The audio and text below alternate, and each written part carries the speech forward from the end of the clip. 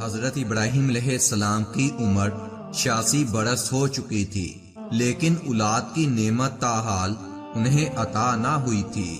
انہوں نے اللہ تعالیٰ کی بارگاہ میں اس طرح دعا کی، اے رب مجھے نیک صالح لڑکا عطا کر۔ یہ دعا اللہ تعالیٰ کی بارگاہ میں قبول ہوئی اور آپ علیہ السلام کی دوسری بیوی حضرت ہاجرہ رضی اللہ تعالی عنہا کے بطن سے حضرت اسماعیل علیہ السلام کی پیدائش کی خوشخبری سنائی گئی۔ جب وہ لڑکا جوان ہوا اور سفر کرنے اور کام کاج کرنے کے قابل ہو گیا تو حضرت ابراہیم علیہ السلام نے خواب میں دیکھا کہ اللہ نے مجھے اپنے لڑکے کو ذبح کرنے کا حکم دیا ہے۔ حضرت ابراہیم علیہ السلام نے مسلسل 3 راتوں تک ایک ہی خواب دیکھا کہ وہ اپنے لگتے جگر کو اللہ کی راہ میں قربان کر رہے ہیں۔ اولاد کی نعمت آپ کو بڑھاپے میں عطا ہوئی تھی۔ جب حضرت اسماعیل علیہ السلام جوانی کو پہنچنے والے تھے تو قربانی سے پہلے بھی اللہ تعالیٰ نے حضرت ابراہیم علیہ السلام کو ایک مشکل ترین امتحان سے گزارا تھا، جب آپ کو حکم دیا گیا تھا کہ وہ اپنے بیوی اور بچوں کو ایسی وادی میں چھوڑیں جس میں نہ کوئی انسان رہتا تھا، نہ کوئی یارو مددگار تھا، نہ وہاں پر کوئی کاشت تھی، نہ پانی تھا، نہ دودھ تھا اور نہ ہی کوئی جانور تھا۔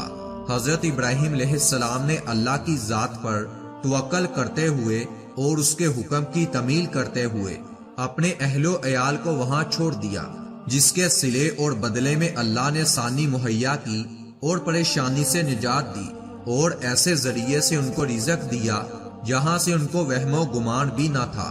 انہوں نے عالم رویا میں ملنے والے اللہ تعالیٰ کے حکم کی تعمیل کا ارادہ کیا اور اپنے بیٹے سے جا کر پوچھا، بیٹا میں نے خواب دیکھا ہے کہ میں تجھے ذبح کر رہا ہوں، بتا کہ تیری رائے کیا ہے؟ حضرت اسماعیل علیہ السلام نے کہا، اللہ تعالیٰ نے جیسے حکم دیا ہے آپ ویسا ہی کریں، انشاءاللہ مجھے آپ صابروں اور شاکر بندوں میں پائیں گے۔ اللہ تعالیٰ کے حکم کو پورا کرنے کے لیے یہ دونوں باپ اور بیٹا گھر سے نکل کھڑے ہوئے۔ شیطان نے ان کے ارادے میں خلل ڈالنے کی کوشش کی۔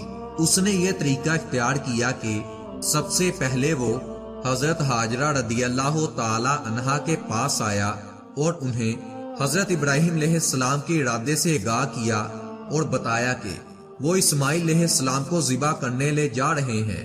بی بی ہاجرہ رضی اللہ تعالی عنہا نے فرمایا کہ اسماعیل علیہ السلام ہماری اکلوتی اولاد ہے اور بہت دعاؤں کے بعد یہ نعمت اللہ نے ہمیں عطا کی ہے۔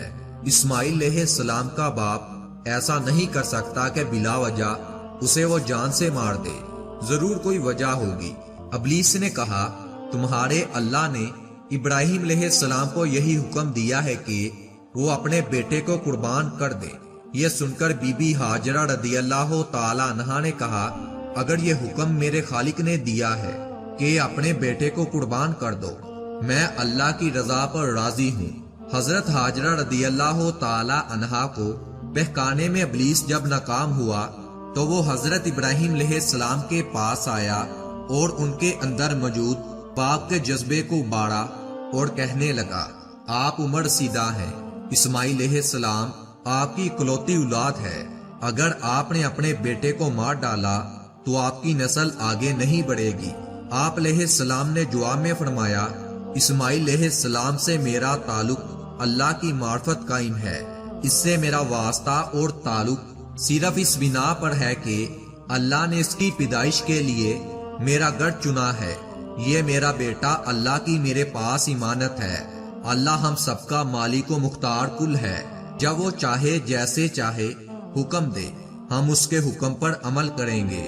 حضرت ابراہیم علیہ السلام کے جواب سے ابلیس کو سخت قسم کی مایوسی ہوئی، لیکن اس نے حکم الہی کی تعمیل سے انہیں باز رکھنے کی کوشش جاری رکھی۔ شیطان کو ایک اور ترغیب سوجی کہ اسماعیل علیہ السلام کی کم عمری کا فائدہ اٹھا کر اسے اپنے باپ کے بارے میں بہکا دے، لیکن اسماعیل علیہ السلام نے اس کے ناپاک ارادے کو خاک میں ملا دیا۔ حضرت اسماعیل علیہ السلام نے فرمایا، میں اس بات پر بخوشی راضی ہوں جو میرے اللہ کا حکم ہے۔ میرے والد اللہ کے برگزیدہ بندے ہیں، ملائکہ کے سردار جبرائیل علیہ السلام ان کے پاس وحی لے کر آتے ہیں، ان کا ہر عمل اللہ کے تابع ہوتا ہے۔ مجھے قربان کر دینے کا حکم انہیں اللہ کریم نے براہ راست خواب میں دے دیا ہے، اور انبیاء علیہ السلام کے خواب سچے ہوا کرتے ہیں۔ کہا جاتا ہے کہ قربان گاہ کی طرف جاتے ہوئے ابلیس نے 3 بار ان کے ارادے میں خلل ڈالنے کی پوری کوشش کی، مگر شیطان کامیاب نہ ہو سکا۔ حضرت ابراہیم علیہ السلام اپنے بیٹے کو قربان گاہ کی طرف لے گئے۔ بعض نے لکھا ہے کہ حضرت ابراہیم علیہ السلام نے عام جانور کی طرح اپنے بیٹے کو پہلو کے بل زمین پر لٹا دیا، اور ان کی پیشانی ایک جانب سے زمین سے ملی ہوئی تھی۔ حضرت ابراہیم علیہ السلام نے تکبیر پڑھی، اور حضرت اسماعیل علیہ السلام نے موت کے قریب ہونے کی وجہ سے کلمہ شہادت پڑھا۔ حضرت ابراہیم علیہ السلام نے چھری حلق پر رکھی اور چھری کو چلانا شروع کیا، مگر کچھ بھی نہ کٹ سکا۔ بعض لوگوں نے کہا ہے کہ چھری اور حلق کے درمیان تانبے کا ایک ٹکڑا ظاہر ہوا، جس کی وجہ سے چھری حلق تک نہ پہنچی، اور حضرت اسماعیل علیہ السلام کی جگہ ایک دمبے کو پایا، اور اس مینڈے کی شکل و شباہت کے متعلق مشہور ہے کہ وہ سفید رنگ کا تھا، موٹی آنکھوں اور سنگوں والا مینڈا تھا۔ اللہ تعالیٰ نے حضرت اسماعیل علیہ السلام کو ذبح ہونے سے بچا لیا، اور جس جانور کی قربانی دی گئی اس کے متعلق روایت ہے کہ وہ جنت سے لایا گیا ایک مینڈا تھا۔ یہی وہ سنت ہے جس کو حجاج کرام ہر سال حج کے موقع پر دہراتے ہیں۔ یہ سنت رمی کہلاتی ہے، اور جس مقام پر پہنچ کر دونوں باپ اور بیٹے نے قربانی کا ارادہ کیا، اللہ تعالیٰ کے حکم کی تعمیل کی، وہ موجودہ زمانہ میں منع کا مقام کہلاتا ہے۔